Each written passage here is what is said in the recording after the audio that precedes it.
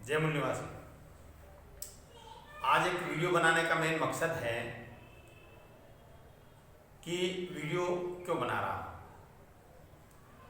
इसलिए बना रहा हूँ कि त्यौहार के बारे में जानकारी आपको देना चाहता हूँ। त्यौहार का मतलब क्या होता है। त्यौहार जो हमारे लोग, सब समाज के लोग अलग अलग त्यौहार मनाते हैं। त्यौहार के बारे में जानकारी देते हैं कि त्यौहार का मतलब क्या होता है।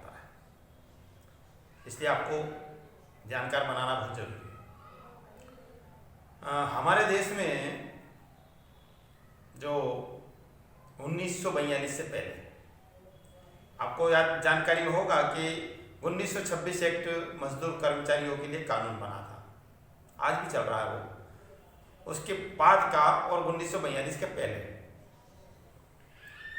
हमारे लोगों को जहाँ भी किसी भी जगह काम करने जाता था, चाहे वो किसी भी छोटी मोटी फैक्ट्री में, कपड़ा मिल हुआ, शक्कर मिल हुआ आदि, कपास मिल हुए, ऐसे कई जगह काम पर जब जाते थे तो वो बड़े बड़े राजा महाराजाओं के, बनियों के होते थे। तो वहाँ पर उनको मांगने का अधिकार नहीं था। जो उनकी तरफ से दिया जाता था वो लेना है।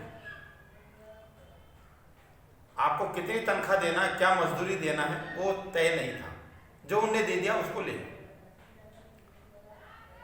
जब बाबा साहब अम्बेडकर ने 1942 में, उस समय बाबा साहब अम्बेडकर 1942 में श्रम मंत्री थे, और श्रम मंत्री होने के बाद से डॉक्टर बाबा साहब ने आपके घंटे का समय तय किया और आपको जेब में रखने के लिए पैसे मिले, ऐसा भी नियम बनाया कि आपको मजदूरी दी जाएगी, काम की तनख्वाह दी जाएगी।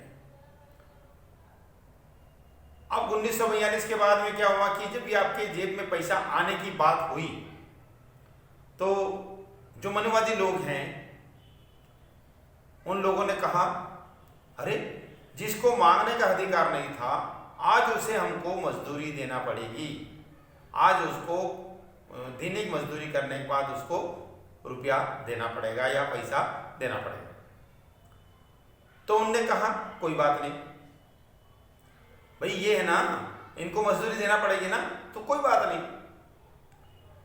अगर तुझे पैसा मजदूरी का दिया जा रहा है काम करने के बाद, तो मनुवादी ब्राह्मण जो आते कहते हैं कि तू चाहे कितना भी कमा ले तो ही हार होगी। मतलब तो ही हार होगी। अब तो ही हार का मतलब सीधा उनने सिस्टम बना दिया। इसकी जेब में पैसा जैसे गया, उनने त्योहारों का निर्माण किया। त्योहारों का निर्माण किया। दिवाली, राखी, होली आदि त्योहार। मुस्लिमों में आपका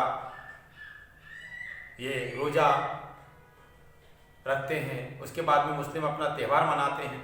यानी सभी समाज के लोग जो हैं, चाहे वो सिख हुए, सभी समाज के लोग अपना अपना त्यौहार मनाते हैं और सुख खुशी के साथ कहते हैं हमारा अभी त्यौहार चल रहा है, त्यौहार आने वाला है। तो क्या करता है वो, कमाता 3 महीने 4 महीने सलंग कमाता, हर 3-4 महीने में त्यौहार आ जाता है। तो जैसे त्यौहार आया, उसके पहले जितना कमाया वो इकट्ठा करके सीधा बनिए की दुकान पे जाता है और जाकर सामान खरीद के लेके आता है।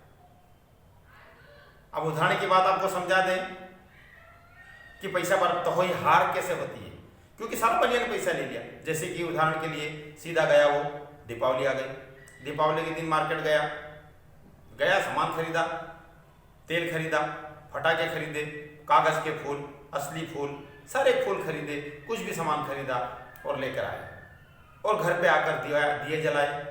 दिए जले ना जले, कुत्ते चाड़ गए, वो तेल सब धुल गया। 2 किलो, 1 किलो, आधा किलो, जो भी गरीब से गरीब आदमी भी आधा किलो तेल जला देता। अब ये भी समझ लो, फटाके लाए 1000-2000 का, 500 का, वो भी उसने फोड़ दिए। यानी आसपास से उधारी से अगर पैसे लेकर आता है और त्यौहार मनाता है, तो तेल तो रात को धुल गया, पटाखे फोड़ दिए, कागज के फूल घर के सामने लटका दिए, ओरिजिनल फूल भी जो भी करना काम में ले लिया, सुबह तेल उनके घर में नहीं है। तो 2000 4000 जो भी उसने दिवाली के दिन खर्च किया था, जीत हुई कि हार हुई, उसके घर में दूसरे दिन तेल भी नहीं बचता है सब्जी बनाने के लिए। तो जीत हुई कि हार हुई, इसी को बोलते हैं तोही हार। तोही हार का मतलब होता सीधी तेरी हार, तेरी जेब में पैसा नहीं होना चाहिए, हमारी जेब में वापस पैसा आ जाना चाहिए। राखी पे गया, बहन जाती है कपड़े खरीदने भाई के लिए, भतीजे के लिए, भतीजे के लिए कपड़े खरीदना, राखी खरीदना, जो भी खरीदती है, तो सीधा बनिया को पैसे दे के आती है। और उसी का भाई उसकी बहन के लिए सीधा बाजार मार्केट जाता है, तो उसकी बहन के लिए कपड़े लत्ते लेकर आता है, भांजी के लिए कपड़े लेते हैं। इन्हें दोनों अगर मान लो कि एक घर में जो उसकी पत्नी अगर भाई के घर गई तो वो 2000 रुपये लेकर गई, और अगर उसकी बहन वो खुद भाई अगर उसकी बहन के घर गया तो वो 2000 लेके जाएगा।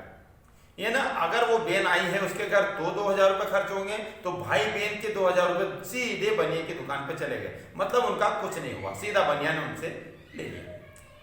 हमारे घर में ना तो हमारे लोगों की कपड़े की फैक्ट्री है, ना हमारे लोगों की धागा वगैरह बनती उसकी फैक्ट्री है, ना हमारे लोगों की फटाके की फैक्ट्री है, ना हमारे लोगों को तेल बनाने की फैक्ट्री है, ना हमारे लोगों की कागज के फूल आदि आदि बनाने की फैक्ट्री। ये ना, हमारे लोगों का कुछ नहीं है, जो कुछ है वो बनिया का है, और बनिया वो सारा पैसा ले लेता है। इसीलिए त्योहार का मतलब होता है तो ही हार। आज भी हमारा आदमी जीवन भर हो गया उसको त्योहार मनाते मनाते, कभी जीत उसकी हुई नहीं है। तो महोदय साथियों, मेरा आपसे यही निवेदन है कि त्यौहार का मतलब आपको पता होना चाहिए। तो अब आपको त्यौहार मनाना चाहिए। हार स्वीकार है या जीत स्वीकार है? अगर जीत स्वीकार है तो धन अगर बचाना, मेहनत का पैसा अगर बचाना है, तो ये जो बनाए गए मनुवादी द्वारा त्योहारों को बहिष्कार करना होगा। जिससे क्या होगा कि वो पैसा बचेगा, आपके बच्चों की शिक्षा में काम में लीजिए, ना कि फटाके, तेल ढोलना, नीचे गिरा देना, ये सब बंद करो। कपड़ा भी कम से कम खरीदो, आपकी फैक्ट्री नहीं है।